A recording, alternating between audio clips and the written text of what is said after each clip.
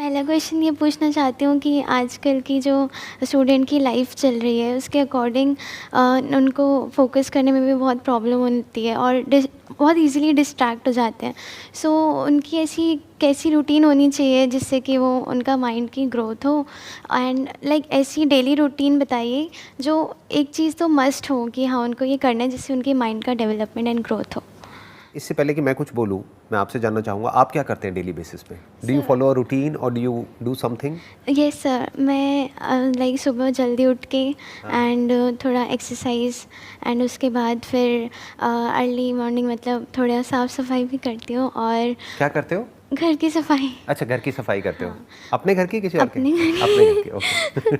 And फिर उसके बाद पूजा करती हूँ हाँ। एंड फिर बाकी सारे काम करती हूँ। और रात को सोने से पहले कुछ रूटीन है जिसको आप रात को फॉलो सोने करते से हो? पहले आपकी वो वीडियो देखती हूँ नाइट वाली अफर्मेशंस वाली। अफर्मेशंस वाली। हाँ जी। मॉर्निंग वाली नहीं देखते? मॉर्निंग वाली भी देखते हो? अच्छा, ठीक है।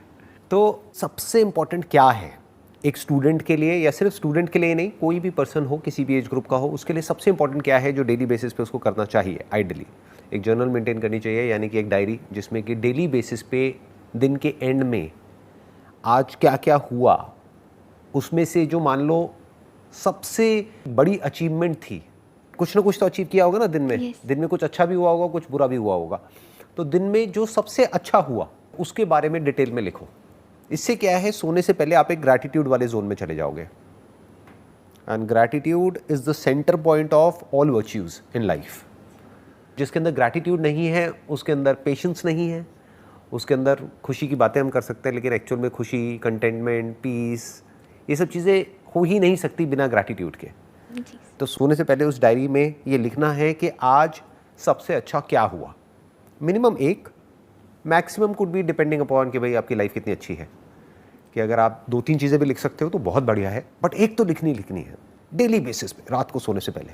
प्लस उसके साथ साथ में उस डायरी में या अलग से किसी पेपर में सबसे इंपॉर्टेंट आपको क्या अचीव करना है अगले दिन में, उसको भी प्रायोरिटाइज कर लो। जैसे हो सकता है आपको 3 काम करने हैं जी। उसमें भी आप प्रायोरिटाइज कर लो कि सबसे इंपॉर्टेंट ये है, फिर सेकंड प्रायोरिटी पे ये है, थर्ड प्रायोरिटी पे ये है। एंड कहा जाता है ईट द फ्रॉग फर्स्ट। जो ऐसा काम है जो आपको करना बिल्कुल भी पसंद नहीं, उसको सबसे पहले करो।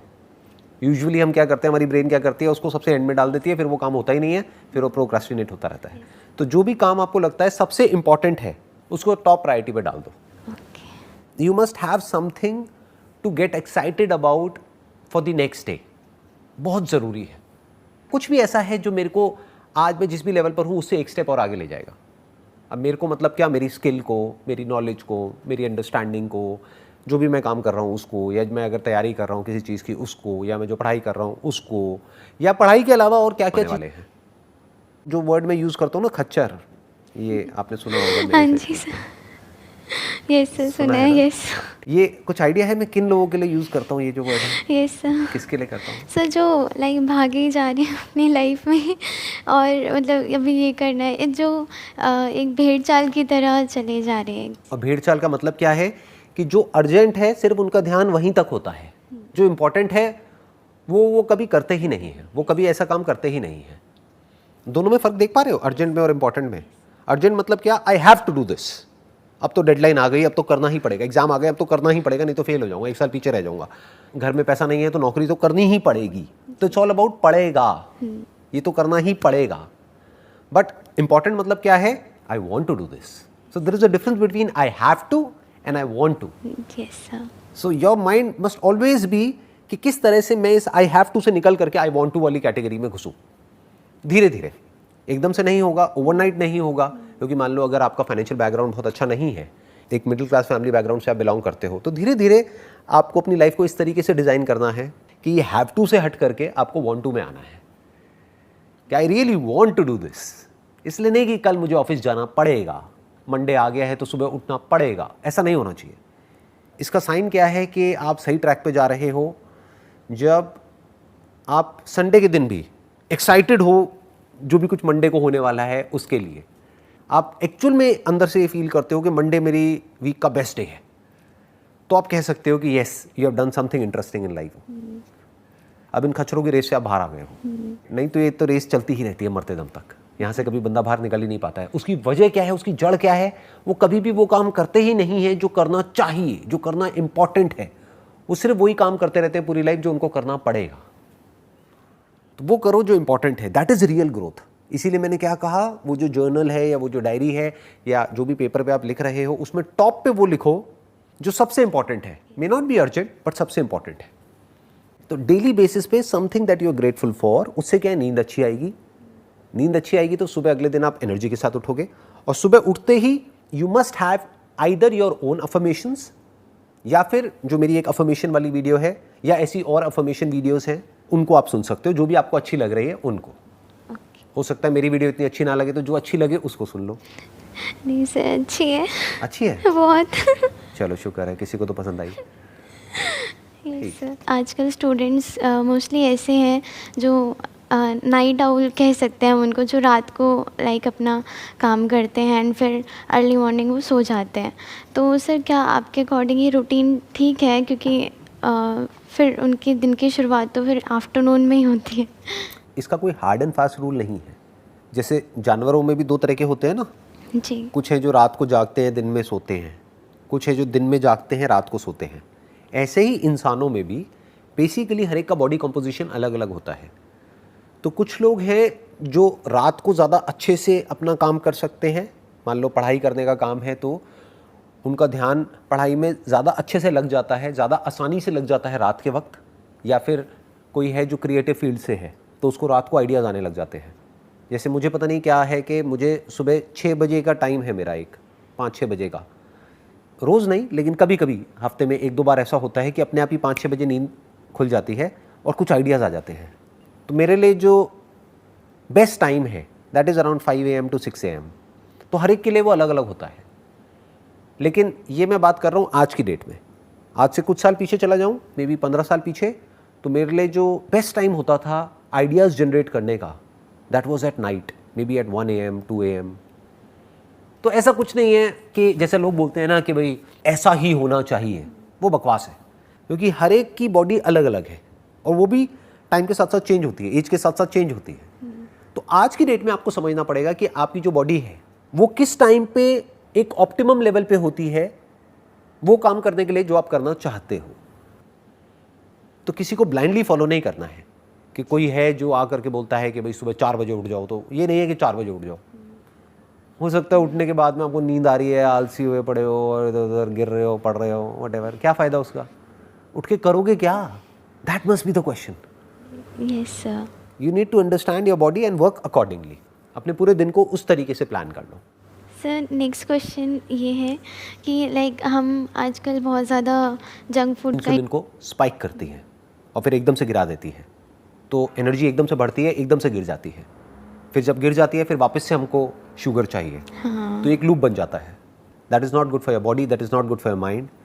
तो अगर आपको ये बात पता है फिर भी आप गलत काम कर रहे हो और आपके अंदर रिग्रेट आ रहा है, तो रिग्रेट अच्छा है ना। बिल्कुल ऐसा है, कोई फॉर एग्जांपल ड्रग्स ले रहा है और उसके अंदर रिग्रेट आ रहा है, यार मैंने ड्रग्स क्यों ली, तो वो रिग्रेट आना चाहिए। जिसके अंदर नहीं आएगा वो तो रोज़ शुरू हो जाएगा। ऐसा होता है कि मतलब जैसे अभी मैं बहुत कम इंटेक करती हूँ, जैसे कभी कहीं बाहर जाना हो तब, बट जब कभी कभी भी करो ना तब भी फिर वो रिग्रेट आने लगता है बाहर कि आज खा लिया हो। मैं आपको आइडिया देता हूँ। फॉर एग्जांपल आपकी वीकनेस है शुगर, तो अब आप क्या करोगे?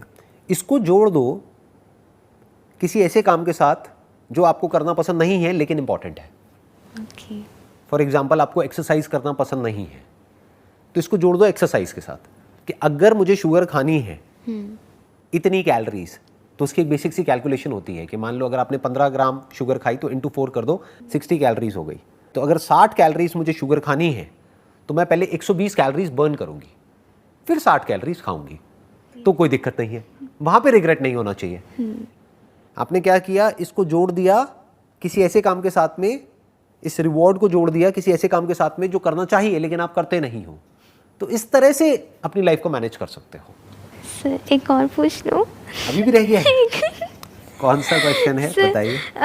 सर ऐसा होता है कि लाइक जैसे जैसे हम टाइम के साथ साथ बड़े होते जाते हैं तो बिहेवियर चेंजेस बहुत सारे आते हैं।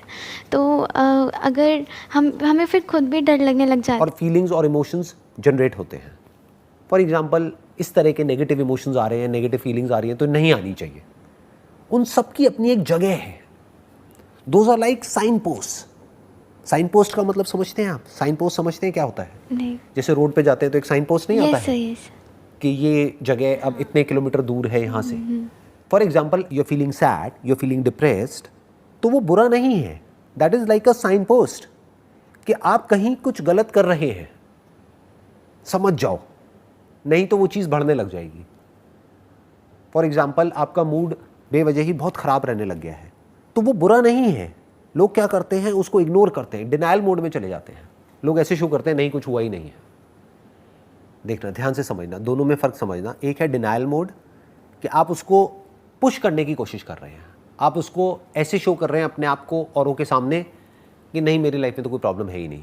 बाहर से हंस रहे हैं लेकिन अंदर से परेशान है। ये हो गया डिनायल मोड कि आपकी लाइफ में कोई प्रॉब्लम है, बट उस प्रॉब्लम को सॉल्व करने की बजाय, उस प्रॉब्लम को फेस करने की बजाय आप एक डिनायल मोड में हो। आप अपने आप से झूठ बोल रहे हो, आप अपने आप को कह रहे हो नहीं नहीं मेरी लाइफ में कोई प्रॉब्लम नहीं है, जबकि एक्चुअल में है। तो आप उस प्रॉब्लम से भाग रहे हो। दूसरे तरह के लोग कौन होते हैं? जो उस प्रॉब्लम के अंदर ही इंडल्ज हो जाते हैं कि मेरी लाइफ में ये है, वो है, वो है, वो है, वो है। दोनों में कोई फर्क नहीं है, दोनों ही जाकर के उस प्रॉब्लम में फंस जाते हैं। मैं क्या कह रहा हूं, ध्यान से समझना।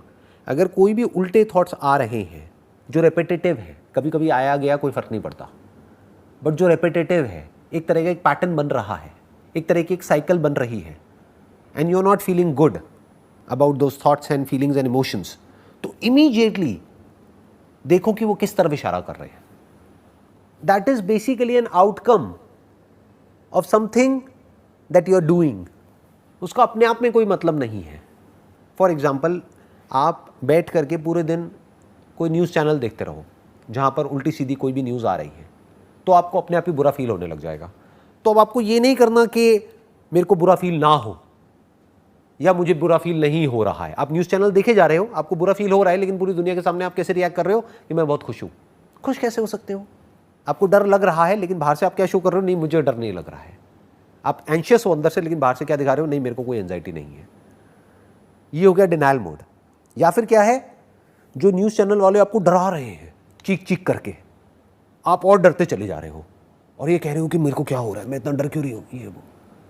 उस वक्त करना क्या है, look at it as a sign post कि मुझे बुरा फील हो रहा है।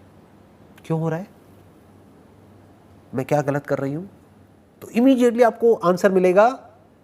अच्छा, रोना आ जाता है तो सब मुझे ऐसा कहते हैं कि ये वीकनेस है, तुम मतलब वीक क्यों हो रहे हो। तो रोना क्या वीकनेस में आ जाता है? नहीं, रोना तो बहुत अच्छा होता है, क्योंकि जिसको रोना आता है वो बड़ी जल्दी हल्का हो जाता है या हो जाती है। एग्जैक्टली। तो वो तो बहुत अच्छा है। हाँ, पूरे दिन आप रोते रहो तो बात अलग है। कभी कभी रोते होगे आई थिंक। सर यस, मतलब जैसे एवरेज क्या है, हफ्ते में नहीं 15-20 बार? महीने में कभी कभी, जैसे अगर कुछ थिंग्स वर्कआउट नहीं कर रही होती महीने में तो। एक आध बार? हाँ। तो ठीक है, चलता है ना। आप अगर गुस्से में रो देते हो तो वो अच्छा है, क्योंकि रोना मतलब क्या, जो भी आपकी फीलिंग्स है, आपके इमोशंस है, वो रो करके बाहर निकल रहे हैं ना, बजाय कि किसी को मारने पीटने के। Yes sir. कुछ लोग हैं वो गुस्से में चीज़ें उठा करके फेंकने लग जाते हैं, मारते हैं, पीटते हैं, चीखते हैं, चिल्लाते हैं। उससे फार बेटर है रोना। रोना बुरा नहीं है, बहुत अच्छा है, बहुत हेल्दी है। देयर इज़ अ रीज़न जिसकी वजह से बच्चे बहुत रोते हैं। तो ये नेचर की इंटेलिजेंस है जो हम सबके अंदर फीडेड है, ताकि हम किसी भी चीज़ को होल्ड करके ना रखें। कोई इमोशन है, फीलिंग है, वो आया फटाफट से निकल गया। ये तो बहुत अच्छी क्वालिटी है। इसके ऊपर तो मैं किसी अलग दिन एक पूरा का पूरा सेशन आपके साथ में करूँगा, एक पॉडकास्ट करूँगा, ये समझने के लिए कि इसके पीछे की साइंस क्या है, कि जब भी गुस्सा आए रोने कैसे लग जाओ। तो ये तो बहुत बड़ी साइंस है। मतलब अगर ऐसा आ जाए तो सोचो कितना मज़ा आए। हर घर में पति पत्नी की लड़ाई हो रही है, एकदम से पति रोने लग गया है, पत्नी को वैसी तरस आ जाएगा उस पर, अरे अरे बेचारा। लड़ाई 1 सेकंड में सॉल्व, खत्म। आई होप आपको जितने भी आपके क्वेश्चंस थे उन सबके आंसर्स मिल गए हैं। यस सर, मिल गए। Wish you all the very best. Thank you. And I must say आपकी स्माइल बहुत अच्छी है। हंसते रहो, कभी कभी रोते रहो, बट हंसते रहो। Thank you sir. Wish you all the best. Thank you.